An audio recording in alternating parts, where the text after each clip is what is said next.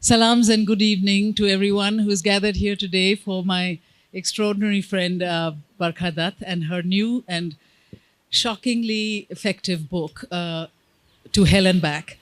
And I'm here on also behalf of Chiki Sarkar, who's an extraordinary publisher of Juggernaut Books and who asked me to be in conversation with Barkha. And I am a student of life. I am a student of cinema, of course. And my cinema really came from cinema vérité, which is the study of truth in cinema and in life. And what really struck me about your book was that it came from that truth, and that sometimes the truth is infinitely more powerful and stranger than fiction can ever be. And how it struck me because when COVID began all over the world, it first began with a lot of fear and people just not knowing what this disease was and how contagious it was and how we should retreat into either our homes or our homelessness. And what was extraordinarily brave of you, Barkha, which really got me, which is why I really wanted to have this conversation with you, is that you plunged right in to the truth of the extraordinary tragedy that was going to unfold and that it afflicted a lot of us. But in India, it was somehow much starker, both from the migrant labor who was suddenly asked to leave. And I would see in expressways, I also live here part of the year, and in front of an expressway, and one actually saw the greatest exodus, they said, since partition, of people who were given a few hours to return to a home that sometimes they did not even have.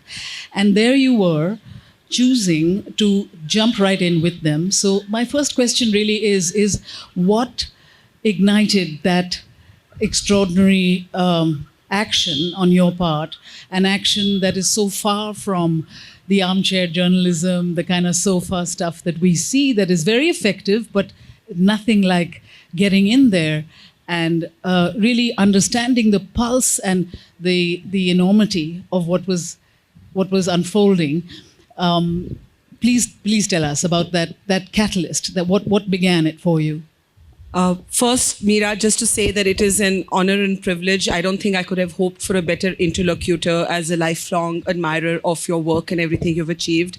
And thank you, everybody. It is so heartening to see so many of you in such large numbers here. One of the things that everybody always says to me about COVID is no one wants to talk about COVID anymore. So, why did you write this book? People want to forget. And I actually disagree. I think people want to move on, but they don't want to forget. And I think that the two things are different. And I don't think that we can move on without remembering and chronicling. There is something, and you would know this as a filmmaker, about memory and the nature of memory, that if we want to heal, we need to be able to remember. And the first human instinct is to block, but it doesn't work. And so I wrote this book, and I did what I did over the last 2 years because I saw myself as a chronicler of this time and of this moment and of what I think would perhaps be what the cliche goes, a black swan event, or we hope a once-in-a-lifetime event. Now, why did I go out there? Why did I spend in the first wave 120 days on the road, 30,000 kilometers by road? In the second wave, the airports were open, so I didn't have to drive. In the first wave, everything had to be by road because there was no public transport during the national lockdown. Quite simply, I knew on the morning after the lockdown, Mira, that this was not an issue that could be told from inside a studio, from behind a table, from in the safety of our homes. And I realized that when the Prime Minister announced the national lockdown at 8 p.m., with 4 hours notice, the world's biggest lockdown, 1.3 billion people were asked to stay at home. It seemed logical. Most of the world had done the same. And the next morning, without knowing what to expect, I just sauntered to the border of Delhi. And I was staggered by what I saw. I saw men and women and little children, their entire universe tied into little potlies on their head, little cloth sacks, leaving. And first, I thought maybe it's a one-off, but I spent the whole day at that border and the flood of people leaving wouldn't stop. And as I tried to keep pace and walk with them, and they walked really fast, I discovered that people were walking not 10 kilometers or 12 or 15, but 500, 700, 800, 1,000 kilometers, and extremely poor people who had immediately panicked like the rest of us, wanted to be with those they loved, and had also immediately lost all their source of income because they were daily wages. As economic activity came to a standstill, they lost their way of earning. And one of them said to me, "Is it my destiny to walk home like this because I am poor?" And in that instance, I understood that we were going to have to report two parallel realities: what the pandemic was doing to us medically, and the humanitarian crisis that was unfolding, that in our first wave actually overshadowed the pandemic. And that is when I realized in an instant that I could not sit in a studio and call for medical experts, with all respect to our medical experts, and do this theoretically. I needed to be among the people, and this had to be a story told in their own words, in their own voice, but one mediated by me. What was also striking to me was that you literally named every single person that you were talking to. And so often we don't ever do that. You know, they're nameless people. And I was struck by that. I was struck by how you must have, and obviously did, connect with almost each one. And you said in the book, and I wanted to quote you, and it really struck me, you said, "The virus was anything but the great equalizer. In an already stratified society, it created a new social order. The pandemic was inherently egalitarian was wrong." And I wanted to understand from you what you know, for the public to understand, so they buy your book and they don't forget. Talk to us about this stratified, this new social order that the explosion of a new social order, a new caste system is what you referred to it as. Firstly, it's really sort of observant of you to pick up the fact that every single person in this book is named. That is why humans of COVID. That is why I very clearly say what this book is not. And I say there are people better qualified than me to write a book on the science of COVID, on the policies that were or should have been enforced. I simply wrote a book about the people I met over the last 2 years. And I wrote a book partly about myself, partly about everybody I met. And through that, I think I wrote a book about our country. I wrote a book about India. And I named every single person, Mira, because the one thing that every single person told me, whether it was a migrant laborer walking 1,000 kilometers with her child, crying half the way, holding a packet of Parle G biscuits that would soon run out, or whether it was the brother of a disabled man whose brother had died, whose body lay on the cold floor of a cremation ground because there was no space to cremate him, or whether it was, somebody who had lost both her parents. The one thing everybody said to me was, we do not want those we love to not be counted. We do not want them to remain an untold statistical point in India's contemporary history. And hence, I promised myself, and I didn't always have the names of everybody when I was writing this book. I had to scrape and scrounge and revisit and travel back to some of the families and make phone calls and find those names in case I had lost them. Now, this new social order, the cliche that has described this virus the world over is, it is the great leveler, it is the great equalizer. This virus doesn't recognize caste, creed, religion, gender, race, ethnicity. Well, I have news for everybody. It recognizes all of these things. All of these things. This doesn't mean that all of us with a relative privilege have not suffered. We have all, in some ways, I'm sure all of us have a tale of sorrow from these past 2 years. But if you're female, if you're Dalit, if you're poor, let's pick up that in our country, and if you maybe apply that to Western countries, if you're a person of color, if you're poor, if you're female, how these 2 years impacted you will be extremely different. And I remember interviewing in Dharavi, in the slum tenement of Mumbai, a woman who worked as a domestic help in the high-rise buildings close by.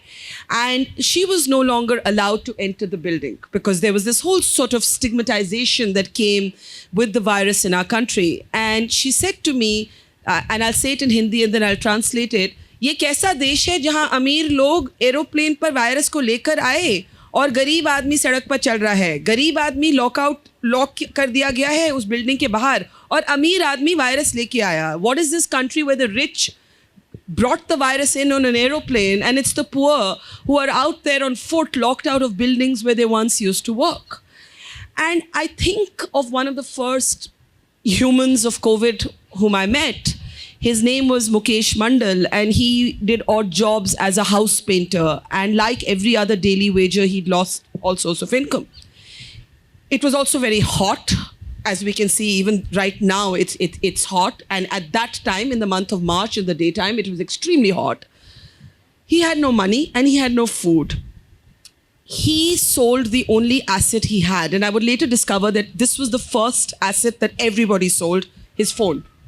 So he went and sold his phone. He got 2,000 rupees. With those 2,000 rupees, he spent 500 rupees on a table fan. And he bought some rice and wheat and some vegetables. He came home and he gave the leftover few hundred rupees to his wife, Poonam. And they were all extremely happy because there was a fan and there was some rations and they were scared of, that they might starve to death. And the next morning, he took his wife's dupatta and he tied it around a bamboo pole in their one-room tenement and he took his own life. And the police then came and made his family, the family was illiterate, sign a piece of paper saying that he was not of mental stability, he was not mentally stable, and that this had nothing to do with poverty or this had nothing to do with the pandemic, which was simply not true. And when we interviewed the family said something very different. And I kept thinking of this man and his 2,000 rupees and his table fan. And 1 year later, when I went to meet his wife and the family, I said, have you managed to find a source of income? And she said, well, none of the big buildings will let me in. I'm trying to get a job mopping the floors of these big apartments, but I don't have an Aadhaar card. And she felt so sort of disconnected from the state. She said she tried, she didn't know how to. But it was just, I'm just telling one tale here. I'll tell another one and then I'll stop. One of the mistakes we made, and look, many countries made mistakes. In the first way, we didn't know what was happening. And when I say we, I mean the state. There was either too much of the state present or too little. When you needed more of the state there, the state was absent. When you needed less of the state there was too much of the state. So in the first wave, instead of this being a people-led lockdown, we treated it as a police-enforced curfew. And what that did, and in the many paradoxes of our country, because the police was also frontline warriors, they were also suffering, but when weaponized against the poor, I remember standing outside a public hospital in Delhi and seeing a man, and this is how, as a filmmaker, this image, you'll relate to this. I'm seeing a man sitting on the road, leaning against a yellow police barricade of Delhi police weeping. No filmmaker could have arranged this. This is actually how it was, verite. And I went to him and I said, why are you crying? And he said, the police beat me up and dropped me outside the gates of this hospital. The hospital won't take me in because it's COVID only. And I seem to have broken a bone from the police beating. I said, why did the police beat you? And he said, he was a rickshaw driver. He said, I don't have money to buy vegetables and groceries from the retail store. So I thought I'd walk to the wholesale market and maybe get them for cheap. His name was Manoj. And the police said I was in violation of the lockdown, beat the shit out of me and dropped me here at the gates of the hospital.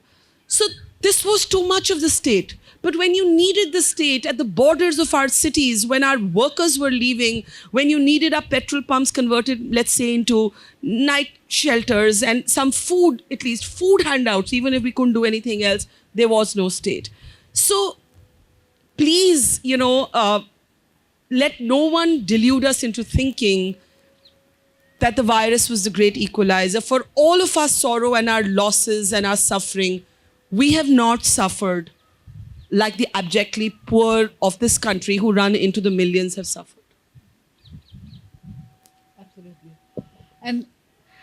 And in your book, which is a chronicle of so much of this suffering, there is, I would say, just one extraordinarily positive story that I want you to talk about, because it gave me some succor, it gave me some hope, and also it brought the wisdom of when governance can be beautiful and can be wise, it can really stop the actual murder of people through lack of oxygen, And you talk about this collector, his name Rajendra Bharwat of Nandur Bahar, who was a doctor before he became an IAS man, and he began this first oxygen plant in his area and processed, hundreds of tons of oxygen way before COVID, right? Before the pandemic. During the pandemic. He learned from the first wave and did it before the second wave.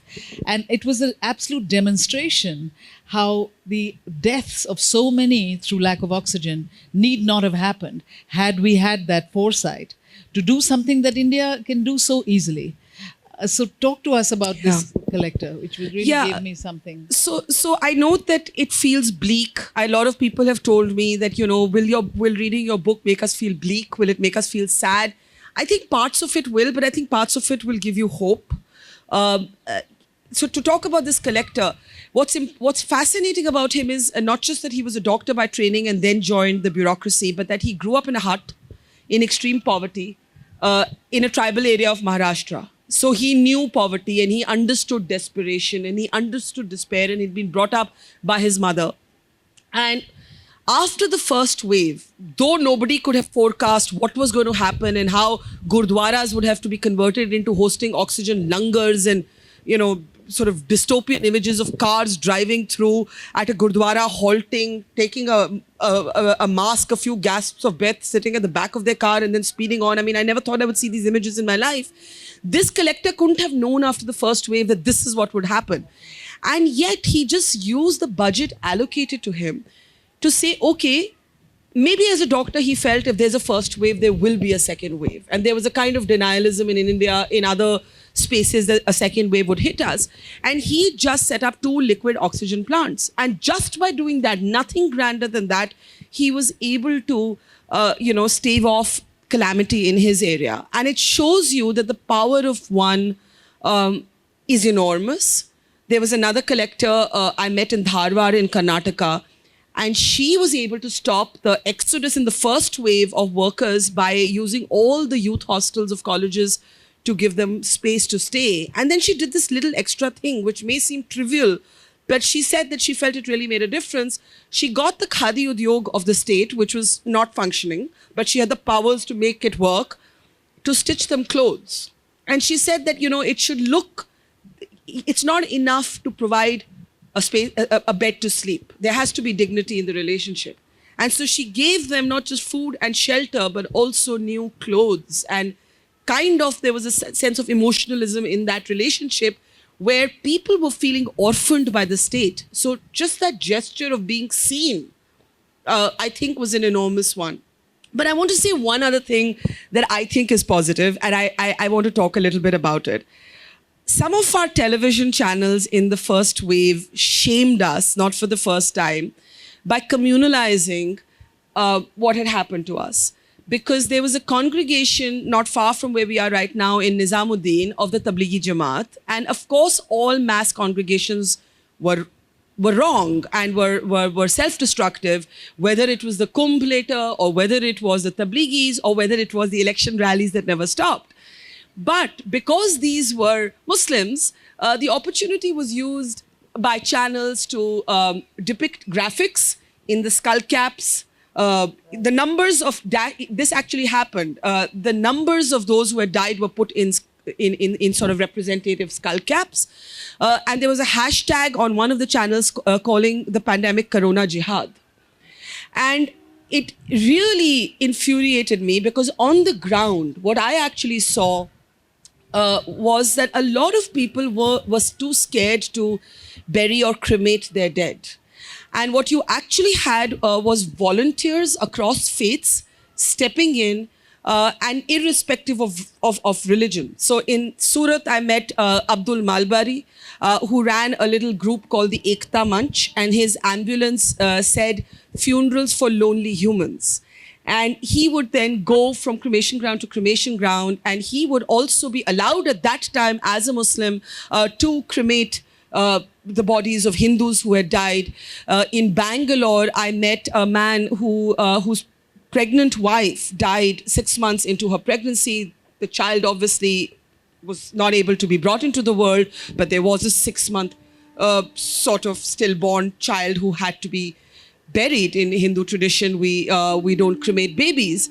And the father had a 9-year-old daughter, and he had told this daughter that your mother has gone to heaven to fight with goddess Durga.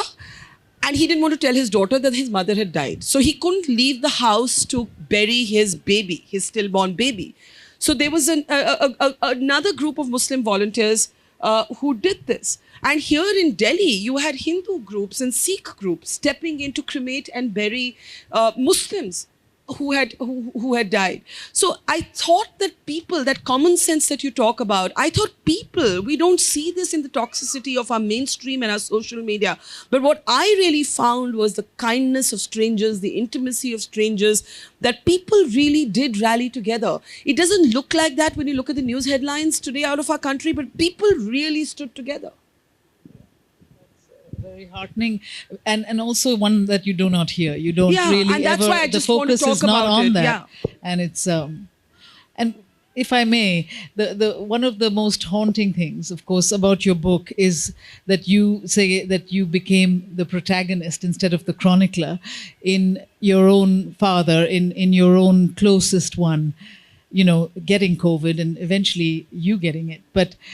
And I wondered, you say memory is a beast because you say music is something that you cannot ever listen to because it reminds you of him and he was music in your life. And you write very eloquently about that shocking sort of sorrow that is yet to be kind of processed, I think, because it never goes away.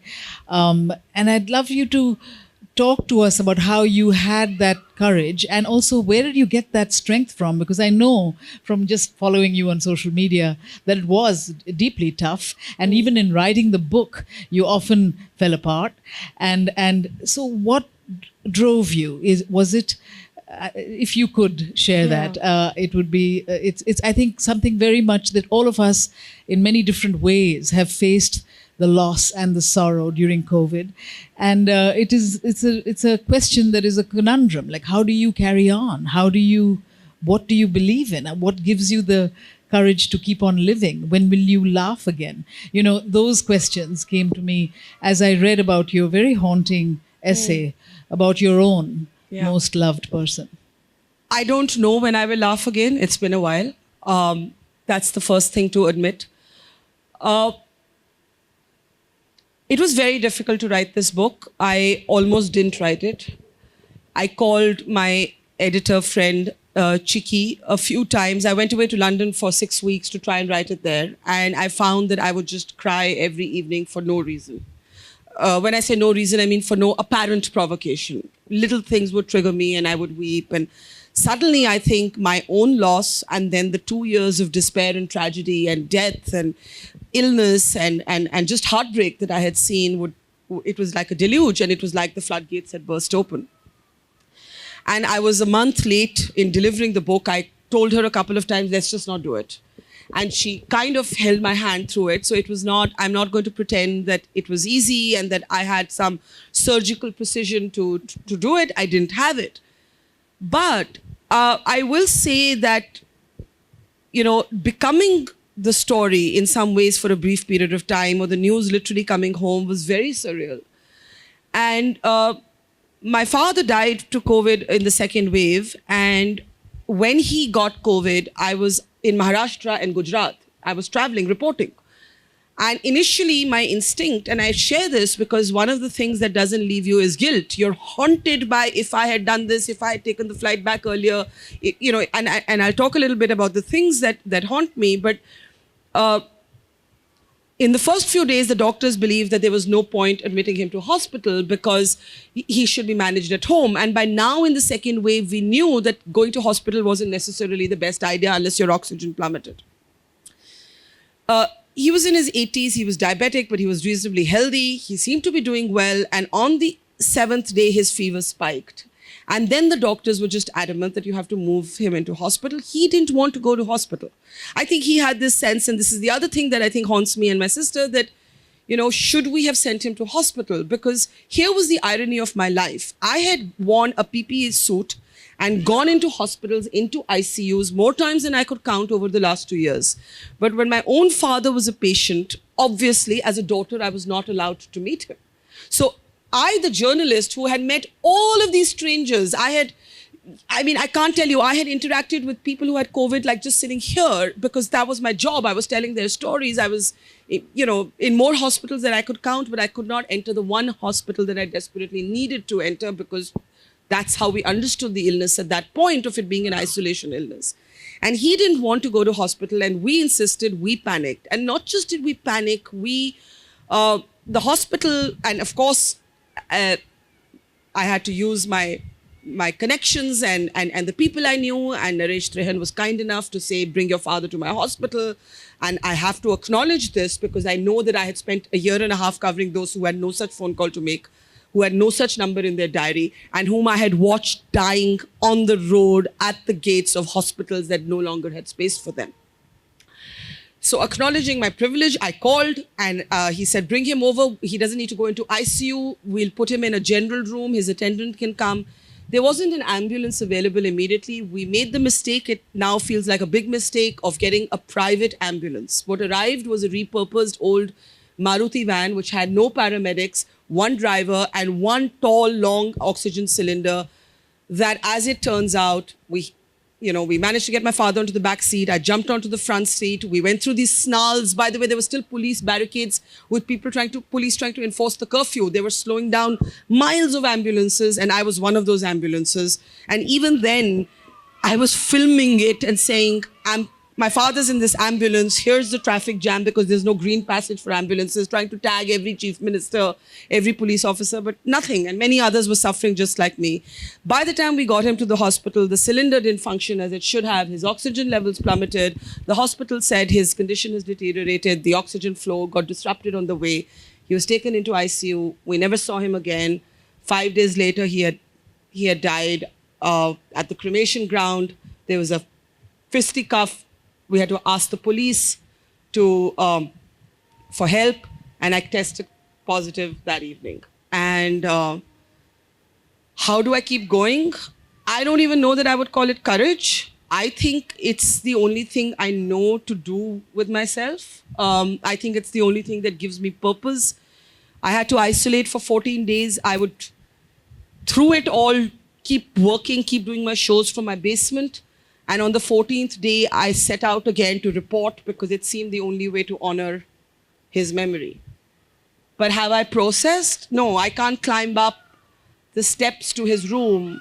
His house is in his house, my house, our family home is not even 5 minutes from here. I can't climb up the steps to his room. I can't do it. I can't hear music. I can't go to New York because I had promised him that I would take him to New York as soon as he came out of hospital. It was his favorite city. So memory is a beast. And how do I keep going?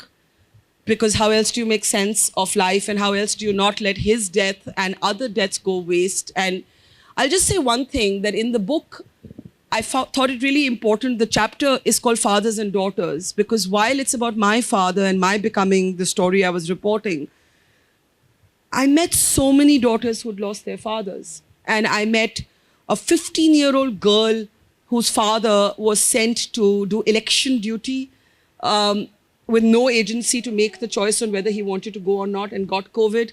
And she said to me, you know what it feels like, your father also died. And I had to say to this child, yes, my father died, but your father was given no agency to make his own choice. I can't say that about mine. I met Bharini in Bangalore, who had lost her biological children when she was a child. She'd been adopted, and she was orphaned in COVID. She lost 4 parents. I met Stuti, a radio jockey whose father died, and she and I would talk about grief and how it didn't follow the patterns we thought it would.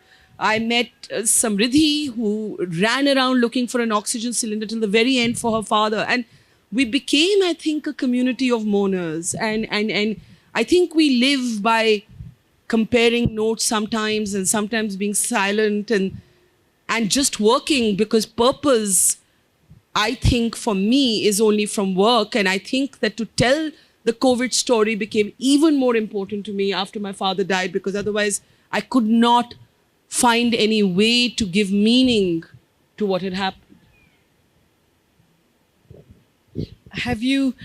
This is just a question because I've made films like Salam Bombay with about street children. We set up a Salam Balak Trust and have about 5,000 kids a year come through our centers. Still now, 30 years later, and somehow we stay in touch a lot with our children who are now have their own children, as well as in Queen of Katwe, one of my other films in East Africa, in Kampala, the same. The community of kids that I bring into the film became and become one's own community for long periods of time.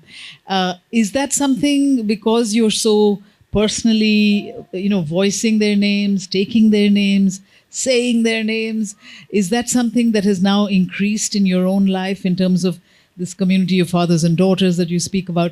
Is that something that now you have to you are involved with? I mean, because it's a major beautiful love responsibility that I have always inherited for 35 years or more of film. Is that something that is happening with you? I would like to do more than I'm doing, to be honest, because there were so many people I met. And so it became extremely difficult, and it wasn't localized. There was a geographical spread from the north to the south. But some people I remained connected with, and I think that's what happened. And like I said, a year later, I revisited some of them. And I'll tell you about one, because her case particularly galled me when it happened. And her name is Jyoti, and she lives in Darbhanga in Bihar. And she was the girl who cycled with her father at the back of her cycle 1,200 kilometers, grabbing the world's attention, with Ivanka Trump even doing some tone-deaf tweet about her. And the reason I call it tone-deaf is that she was treated as this kind of heroine girl. And people were so strange that they started gifting her bicycles and saying, you can be a cycling champ. And it was I found it so horrifyingly tone-deaf, because this was a schoolgirl. Her father had a knee operation, so couldn't do the cycling himself. They cycled 1,200 kilometers. She told me she cried every night. She was terrified. And she said, I was a little girl. I thought anything could have happened to me. They didn't have food. They didn't have water. Yes, enormous resilience, enormous courage. But let us not call a tragedy a triumph. That a child had to do this is her triumph. It's not some triumph of India. It's not some sporting triumph. It's not a physical triumph. It is mind over matter from the lack of choice.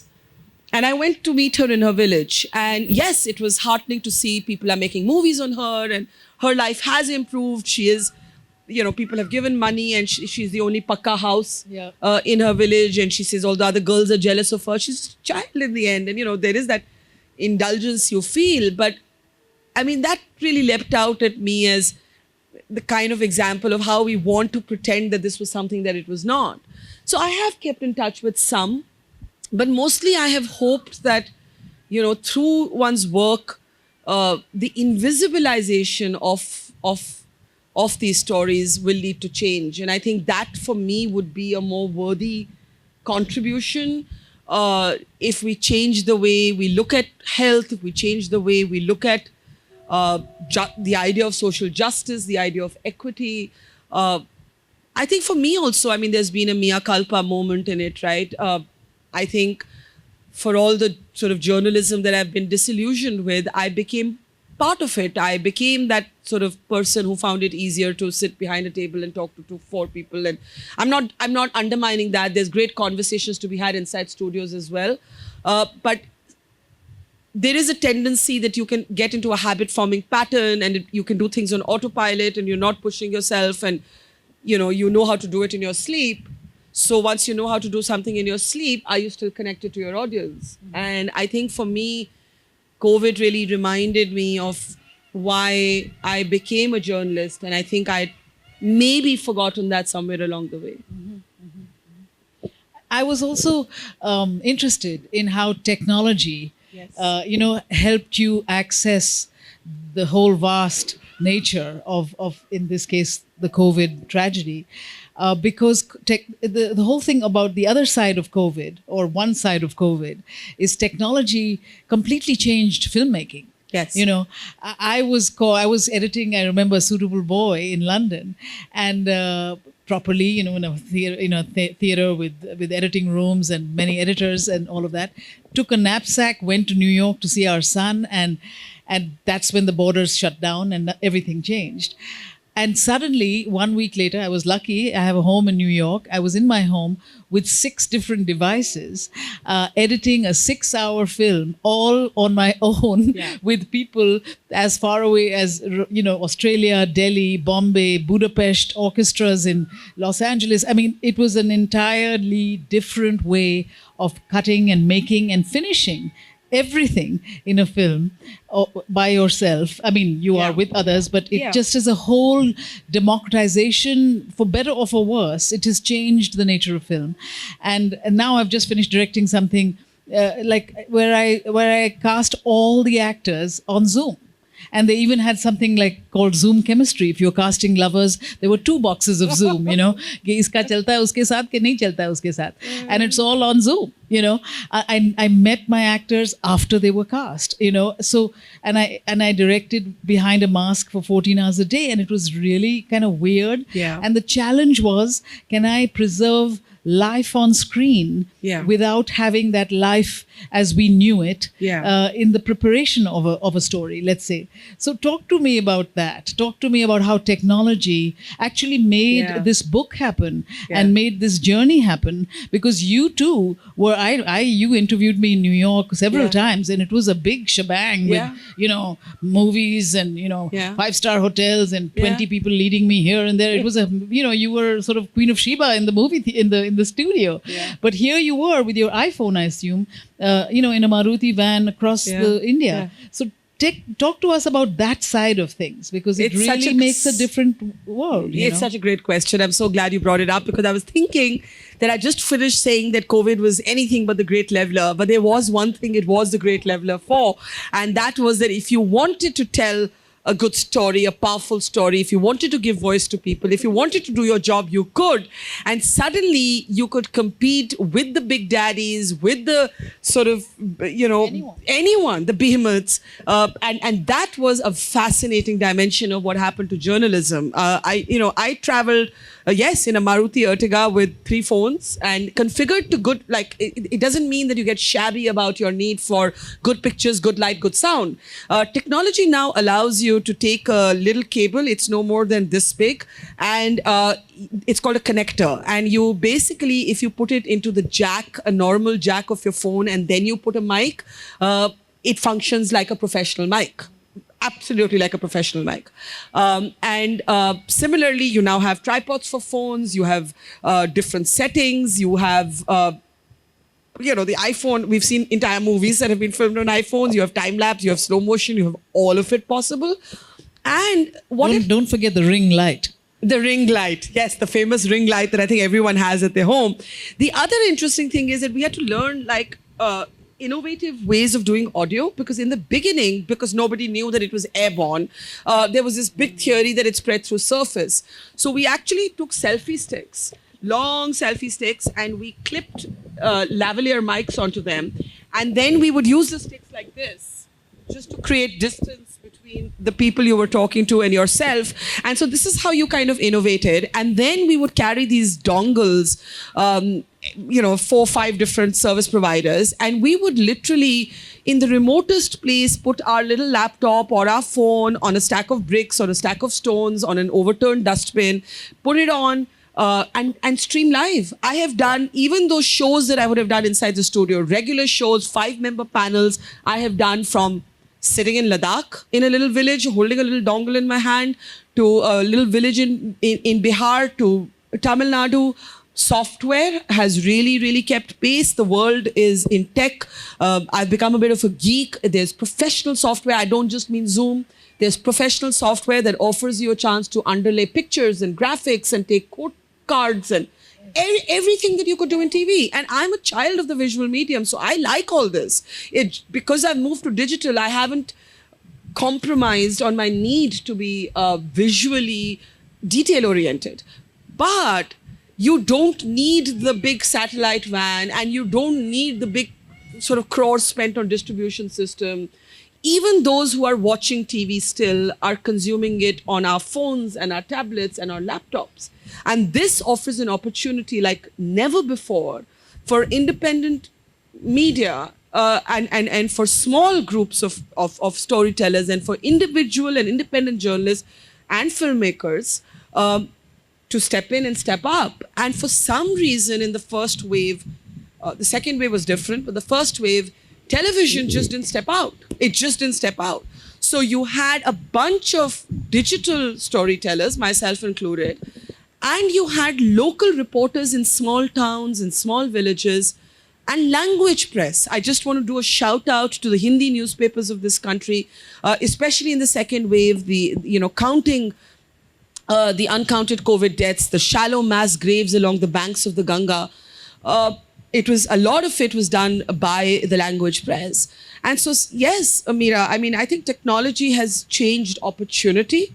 Technology has reminded us that you can be equal to the biggest players if you have gumption, if you have passion, if you have empathy, and if you have commitment. I mean, when I went out for the second time after my dad had died, the big controversy in India was how many people had died from COVID. And we had all of these bodies floating ashore on the banks of the Ganga. And I spent the next many weeks just traveling to one ghat after the other. But I wouldn't have been able to find them were it not for local, what we call in our industry, stringers, who would sometimes take me on the back of their motorcycles because these were literally sort of ravines and stones, and there was no road and there was no way to walk to them. There were not motorable stretches, and we would go to these spaces by the river and we would just see these mass graves of bodies that had been abandoned. But I wouldn't have been able to find them if it were not for these local reporters that I befriended along the way, whom I didn't know sometimes.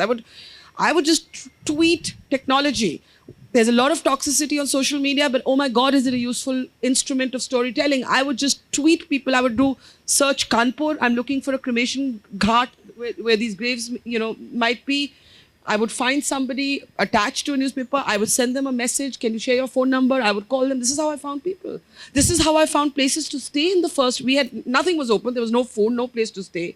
I have stayed in मेरे दोस्त का farm house है, वहाँ पे रह लो, kind of farm house means not Delhi style farm house, like actual farm on a cart, This was all possible because we could connect using technology.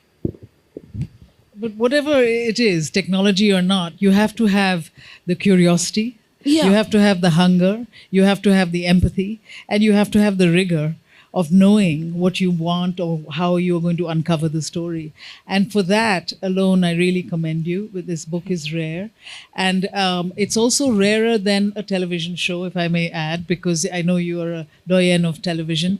But it's wonderful to be able to hold something and to read something and to contemplate it and make it bring up waves in yourself and in your own life, And I think it will give us that memory, but it'll also, I hope, and I think for me, it will give us that courage to keep looking, to keep chronicling, to keep seeing the world with eyes wide open and with a heart, I hope, that does not shrink at the face of this kind of huge tragedy that in some ways could have been mitigated had we had the foresight of that collector in Maharashtra, had we had governance on our side instead of opposite to us, So I really just wanted to thank you, and I wanted to let the people know to definitely read this book and perhaps open up unless you have more to say. No.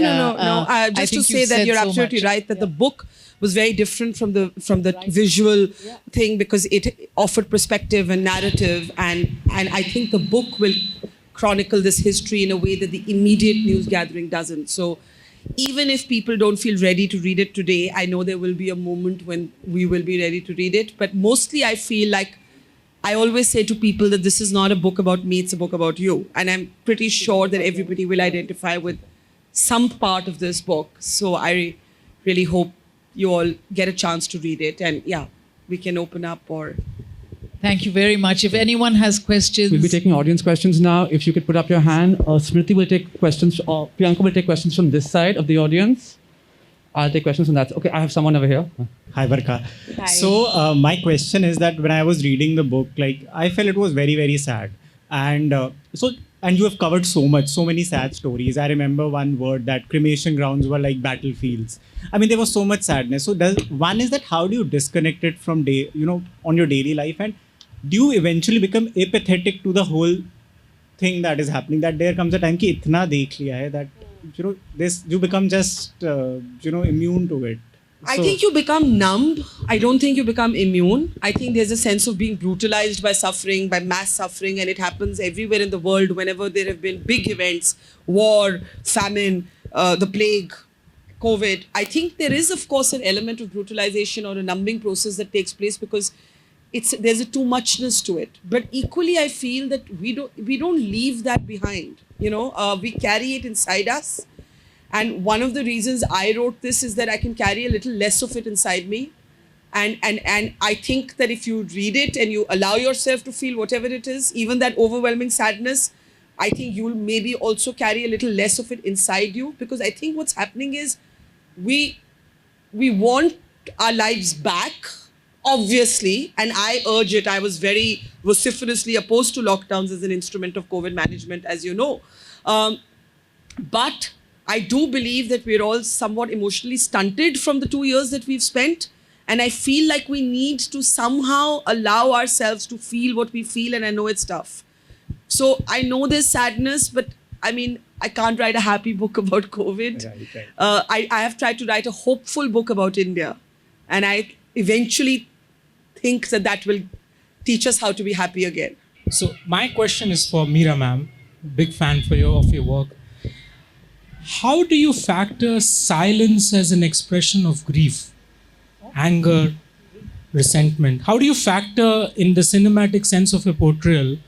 I'm thinking and recollecting two scenes, one from Salam Bombay and from The Namesake, when after the realization of Ashok's death, his son goes into that room and sees that, recollection of the bed.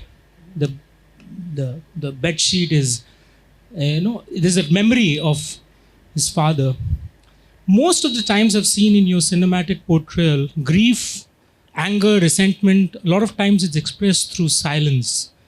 There's a lot not said, which impacts. So just wanted to get your thoughts on that. Thank you. Thank you. Thank you so much. Mostly it actually comes from observing life.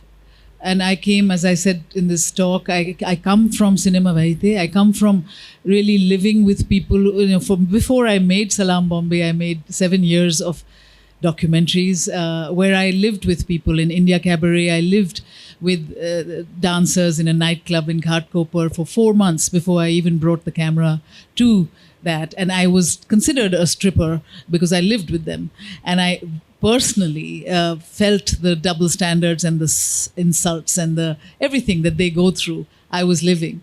When you observe life with that type of humility that I always like to have, you observe all kinds of things that happen, many of which Barkha even mentioned in this book in its detail. Then you realize that, at least what I absorbed is that you don't have to, you find different ways of underscoring the pain or underscoring even the joy, And a lot of times I also use music very beautiful, very carefully, I was going to say. And a lot of music can be used only if there is silence for you and I to understand and listen to the music, And it was very important in The Namesake. I had read a story that I loved of a working class couple in Bombay who had 2 different time shifts. The husband worked all night and the wife worked during the day, and they never met except to meet in the bed, in the ruffled bed sheets of the bed. So when the wife would come home, she would sleep in exactly the way the husband had slept, and that was the only time they kind of felt each other. And this was a story that I never forgot. and often actually wanted to make. And in The Namesake, that's exactly what happens when Gogol comes home, comes to his father's sterile room. It's the rumpled bed sheets that his father had just left that was his father, And so I'm a student of how extraordinary life is and what a teacher it is, as long as you can absorb it or listen. And I never forget that. It's not really, I don't look at movies for making movies. I remain in life, And so that's one of the things. And the other part of dealing with it is simply, the aesthetics that one shares that I believe in, the aesthetics of how to use music. I abhor the wall-to-wall, manipulative music that is thrown at us. I can't understand. I love a lot of movies that come out of our country, but I cannot understand why they have what they call background score and why they have a composer. Like, why is it different? So the composer is there to kind of help you along and make the songs, but the background score is there to bloody hell manipulate the daylights out of you to tell you now it's action, now it's happy, now it's this, now it's that. And I just think that kind of thing bludgeons the mind and bludgeons the heart. And I just don't practice it. So it's a combination of aesthetics and observing and loving and being humble and receiving life in its pain and in its joy. And of course, then I do have a very good eye for actors. I've picked actors who are often their first films. It could be Irfan Khan, it could be Denzel Washington. He was in his second or third film in Mississippi Masala. In so many things, I'm dealing with first-timers because I see something in them that give me that spirit to put them in front of my camera. And often they are not even people who consider themselves actors. And this brings a kind of truth and a kind of unexpectedness, that is very, very powerful for me. And I'm constantly doing that. I think it might have helped that I was an actor once. I was an actor right here in Delhi with the Theatre Action Group and Barry John. And that was my training, is I was an actor and I love actors. And I know how to elicit from actors what I want without demanding it, but finding a way, through kahin se bhi, to give me what I want. So it's a combination of all these things, and it's also a great, incredible combination of working with great artists. Film, as you know, cinema is a deeply collaborative experience, and I always work with people who take me much further than I know. And I've had the good sense to work with them for 30 years now. An average of 30 years is my cinematographer, Declan Quain, or whoever I work with, an average of 25, 35 years. That is my great treasure, is the richness of these relationships creatively that take me to that place where I can realize the emotion and the frame that I love, that I want. Thank you. Hello? Okay, this question's for Barkha. I feel like I have to specify that. I have to. It's clear that you've covered a wide spectrum of experiences in your book and you've done a lot of research. Could you speak about the stories that you chose to leave out, if any, and the considerations at play there? That's an interesting question. I actually, I don't think I left out the story of anybody I met. I think I did very consciously decide that I was not going to do a policy book. I wasn't going to do that day, health minister met this joint secretary and this note was written, which is usually how sort of political journalism would have, it would have looked at it. So I wasn't going to do this as a story about government or policy. I was certainly not equipped to do it as a book on science because that's not my expertise. And so I don't think I actually left out anything except that I had to decide what was this book about. And I think I was just very clear from the beginning what this book was not about, and that it was just a book about people. And it was a book about the stories of people, and through them a story of our country in these 2 years. So it was more like thematically what it was not, but I don't think I left out the story of anybody I met. Good evening, Barkha and Mira. My question is for Barkha. Here I am. Hi. So, during the times of pandemic, we were caged like birds in our homes. And of course, we were not able to step out during the lockdown. And you were exploring the areas, you met several people. And of course, adults already know that what coronavirus is. So what was the reaction of children? When we talk to children, so they pour in very informative answers. Like I met one of the persons, and she was of tender age, and she told me like coronavirus is something which is destroying us every day. I'm not able to have food. So what was the reaction of kids? And also you talked about technology, and I would say that RIP stands for, in my opinion, RIP stands for rest in peace. But in terms of technology, RIP stands for rest in pixels. So yeah, thank you so much. Actually, the question about children, let me take that. I remember meeting at some point in the first wave, public transport opened, and special trains and buses were plied to take workers home. And I was standing in Bhivandi, which is a textile town in Maharashtra, talking to workers who were boarding the bus to go back to their village in UP. And there was a 9-year-old child, and he was standing there waiting to board the bus. And I almost just playfully said to him, "Aapko malum hai coronavirus kya hai? Do you know what coronavirus is?" Thinking he'd give some playful answer, or maybe he'd hem and haw. And he said, "Of course." And I said, "Tell me." And he said, "Coronavirus ka matlab hai, mujhe khana nahi milta. Coronavirus means I don't get food." That was his comprehension. And it actually just, the 500 videos that I did over the last 2 years could not have said as eloquently what he did in that one spontaneous sentence. That was a child's understanding of the consequences, a poor child's understanding of the consequences of COVID. Later, a year later, I traveled to a village in Rajasthan where in the middle of this April afternoon, scorching heat, I met a bunch of girls playing football. And I said to them, "Why are you playing football? What is the matter with you? Why are you playing football?" Now, please remember that we have had the longest physical school shutdown in the world, or at least among the longest. And for poor people, for us, technology has enabled us. For poor people, the digital divide has meant that millions have just got locked out of the classroom because they don't have internet or they don't have a smartphone. And if a family has one smartphone and there's a boy and a girl, the boy will get access to the smartphone, the girl won't if they're in different classes. So this was happening to girl after girl in this village that I met, and local activists were trying to give them a sense of purpose by teaching them how to play football. Because what they found was that the renewed pressure on 15-year-old girls to get married. We've finally managed to bring down our child bride numbers. But the consequences of COVID in this pandemic have been so deep and have been played out in ways that we wouldn't have even imagined, that children, girls in particular, are now under enormous pressure to be married. There's a thing in Rajasthan called the Gauna, which is basically when you send away the girl to her groom. And usually the custom is you marry the girl at 12 or 13, and then at 18 you go and allow her to consummate the marriage. And the 18 has happened, by the way, with great work and efforts by social justice groups.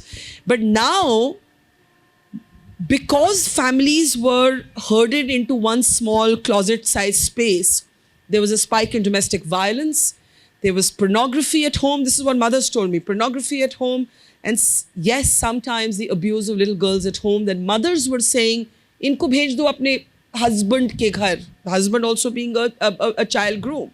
So desperate activists are now trying to, where girls are not being able to access the classroom and they're getting married instead, are trying to give them some other sense of purpose. One is football, the other is to hand them phones and give them a vocational skill to be journalists.